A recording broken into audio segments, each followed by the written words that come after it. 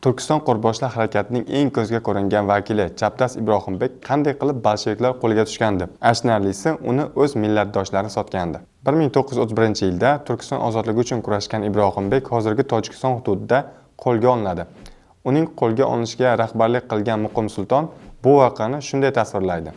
Ibrohimbekning Tojikiston chegarasini kesib o'tgani to'g'risidagi xabar mening qishlog'im Esanboyga kelganda yozgi ekin ishlarining qizg'in davri edi. Ibrohimbekning do'stlari bilan ilgari bir necha bor qarshilashgan edim.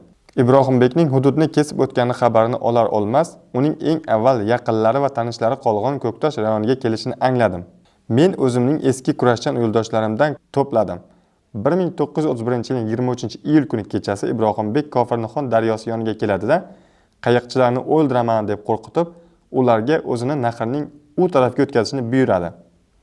Men darhol yo'ldoshim Gilxo'ja Nazarga qayiqchi bo'lib kiyinib, Ibrohimbekni nahrning bu sohilga o'tkazishni buyurdim.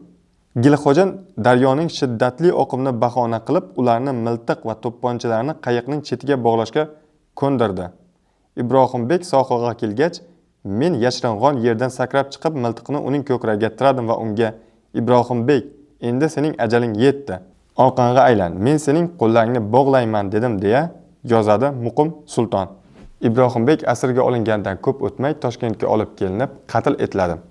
Turkistonning atoqli jadidi va ziyolisi Mustafa Cho'qay ushbu holatga shunday izoh beradi. Muqim Sulton o'g'lining o'zi so'ylab o'tirgan xoinligi Turkiston millatparvarlari, Turkiston ziyolilarini chuqur-chuqur o'ylashga majbur etadigan bir hodisadir. Darhaqiqat Ibrohimbekni sotganlar u bilan bir millatdan chiqqan insonlar edi.